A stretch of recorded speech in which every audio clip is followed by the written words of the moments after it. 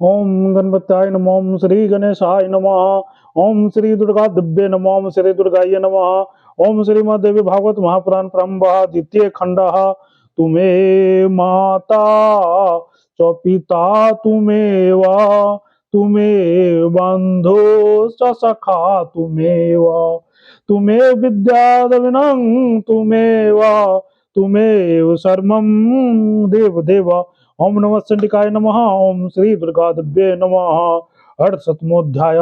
क्रोध इंद्र का विरोध करना परंतु च्यवन के प्रभाव को देखकर शांत हो जाना। शर्याती के बाद में सूर्यवंशी राजाओं का विवरण। व्यास जी बोले, हे राजेंद्र, च्यवन मुनि के द्वारा अश्विनी कुमारों को सोमपान दे दिए जाने पर इंद्र अत्यंत कुपित हुए और उन्होंने अपना पराक्रम दिखाते हुए मुनि से कहा, हे ब्रह्म बंधो, आप इस प्रकार की अनुचित मर्यादा स्थापित मत कीजिए, अन्यथा मेरा विरोध करने वाला आप मुनि का भी दूसरे विश्व रूप की भांति मैं बध कर डालूंगा। च्यवन बोले, हे मधुवन, जिस महात्मा अश्विनी कुमारों ने रूप संपन्न से तेज तेज रूप संपदा के तेज के द्वारा मुझे दूसरे देवता की भांति बना दिया, उसका अपमान मत कीजिए। हे देवेंद्र, आपके अतिरिक्त अन्य देवता सोम भाग क्यों पाते हैं? परम तपस्वी इन अश्विनी कुमारों को भी आप देवता समझे।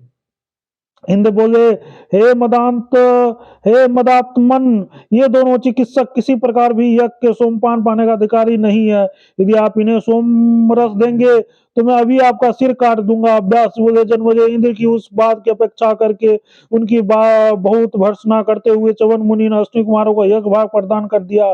जब उन दोनों को पीने की इच्छा से सोमपान ग्रहण किया तब शत्रु सेना का भेदन करने वाला इंद्र ने मुनि से वचन कहा, यदि आप इन्हें सोमरस देंगे तो मैं स्वयं आपके ऊपर वज्र से उसी प्रकार प्रहार करूंगा जैसे मैंने विश्व रूप को वज्र से मार डाला था। इंद्र के ऐसा कहने पर तपोबल से गर्वित च्यवन मुनि ने अत्यंत कुपित हो उठे कहे, उन्होंने विधि पूर्वक अश्विनी कुमारों को सोमरस दे दिया। इस पर इंद्र ने भी क्रोध करके करोड़ों सूर्य के समान प्रभाव अपना आयुध वज्र सभी देवताओं के सामने ही च्यवन मुनि पर चला दिए। तब अमित तेज वाले इंद्र के चलाए गए उस वज्र को देखकर च्यवन मुनि अपने तपोबल से उसे स्तंभित कर दिया। इसके बाद वे महाबाहु मुनियों में श्रेष्ठ च्यवन कृत्या राक्षसी के द्वारा इंद्र को मरवा डालने के लिए उद्धत हो गए और पकाए गए हव से मंत्र सहित अग्नि में आहुति देने लगे। उन च्यवन के तपोबल से वहां पर कृत्या उत्पन्न हो गई। अत्यंत बलशाली तथा क्रूर पुरुष के रूप में वह विभूत हुई और उस पुरुष का शरीर महान दैत्य के समान बहुत विशाल था। उनका नाम मद था तथा वो अत्यंत उग्र तथा संसार के प्राणियों के लिए भी बहुत भयदायक था। वो शरीर के पर्वत को आकार का था, उसके दांत तीक्ष्ण थे, वे बड़ा ही भयावह था। उसके चार दांत तो 100 योजन लंबे थे और इनके अन्य दांत 10 योजन विस्तार वाले थे।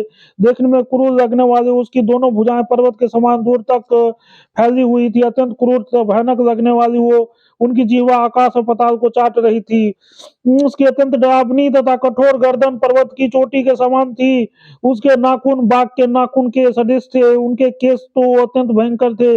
उनका शरीर काजल की अभाव वाले मुख भयानक था और उनके अत्यंत भीषण तथा भयावह दोनों नेत्र दाव दवा नल के समान प्रतीत हो रहे थे। उनका एक होठ पृथ्वी पर स्थित था, दूसरा होठ आकाश तक गया हुआ था। इस प्रकार का विशाल शरीर वाला मद नाम का दानव उत्पन्न हुआ। उससे देखते ही सभी देवता शीघ्र ही भयभीत हो गए। इंद्र भी भय से व्याकुल हो उठे और उनके मन में युद्ध का विचार नहीं रह गया। वो दैत्य वज्र को मुख में लेकर संपूर्ण आकाश को व्यापक करके सामने खड़ा था। ऐसा प्रतीत हो रहा था मानो भया वनी दृष्टि वाला वो दानव तीनों लोग को निकल जाएगा। इंद्र को भी खा जाने के विचार से वो क्रोधित होकर उनकी ओर दौड़ा। इस पर हाय, हम सब मारे गए, ऐसा कहकर सभी देवता जोर जोर से चीखने चिल्लाने लगे। इंद्र वर चलाना चाहते थे किंतु भुजाओं के कुंठित हो जाने के कारण वे उस पर वज्र प्रहार करने में समर्थ नहीं हुए। तब हाथ में वज्र धारण करने वाले देवराज इंद्र ने काल सदृश उस दानवों को देखकर समायिक समय का समाधान करने में कुशल देव गुरु बृहस्पति का मन ही मन स्मरण किया। इंद्र का स्मरण करते उदार बुद्धि वाला गुरु बृहस्पति वहां शीघ्र आ गए। इंद्र की बड़ी दयनीय दशा देखकर मन ही मन सारे कृत्य विचार करके वह सचिवते इंद्र से करने लगे। इंद्र मद नाम के ससुर को महामंत्र से अथवा वज्र से मार पाना अत्यंत कठिन है। च्यवन मुनि का तपोबल स्वरूप यह महाबली दैत्य सम्यक रूप से यह कुंड से उत्पन्न हुआ है। यह शत्रु तुम्हारे देवगणों तथा मेरे द्वारा भी प्रभुत नहीं किया जा सकता था। देवेश, महात्मा च्यवन की शरण में जाए, वह अपना द्वारा उत्पन्न की गई इस कृत्या का समन अवश्य कर देंगे। आदि शक्ति के भक्त भक्त का रोष निवारण करने में कोई भी समर्थ नहीं है।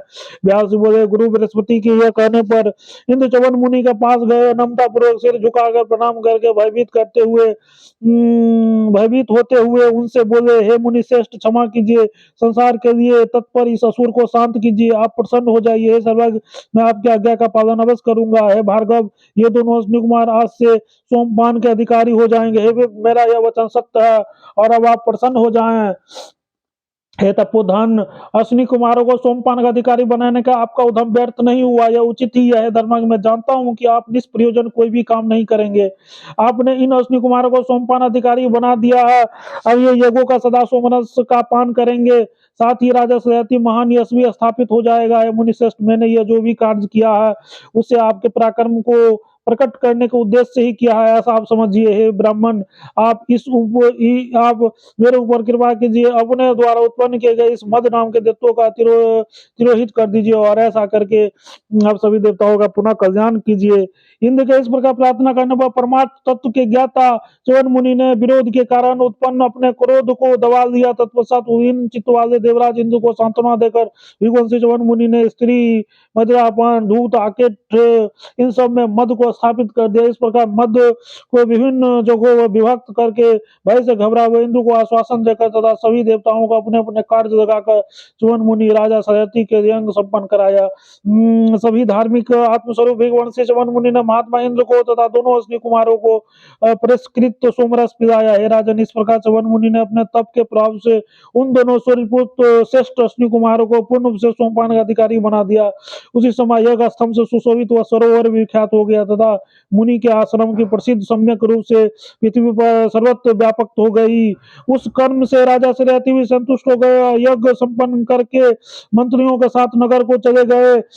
के बाद धर्मक तथा प्रतापी मनुपुत्र सत्यवती राज करने लगे। उनके पुत्र अनर्थ हुए और अनर्थ से रेवत उत्पन्न हुए। शत्रुओं का दमन करने वाले हुए रेवत समुद्र के मध्य कुशस्थली नाम की नगरी स्थापित करके वहीं पर आकर अनर्थ आदि देशों पर शासन करने लगे। उनके 100 पुत्र हुए, उनमें से ककुब भी सबसे श्रेष्ठ तथा उत्तम थी। उसकी रेवती नाम की एक पुत्री भी थी जो परम सुंदर तथा शुभ लक्षणों से युक्त थी। जब वो कन्या विवाह के योग हो गई तब महाराज रेवत उत्तम कुल में उत्तम राजकुमारों के विषय में सोचने लगे।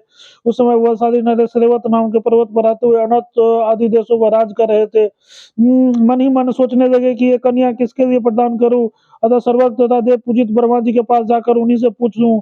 ऐसा विचार करके राजा रेवत अपनी पुत्री रेवती के साथ लेकर पितामह ब्रह्मा जी के वर पूछने के विलास से ब्रह्मलोक जा पहुंचे, जहाँ देवता यज्ञ छंद पर्वत समुद्र और नदियां दिव्य रूप धारण करके विराजमान थे और सनातन ऋषि सिद्ध गंधर्व पनग तथा चार चारण वृंद ये सभी हाथ जोड़ के स्तुति कर रहे थे। इति श्री भागवत महापुराणे संहितायां सप्तस्कंदे रेवती रेवती वरार्थं ब्रह्मलोक गमनं नाम सप्तमोऽध्याय।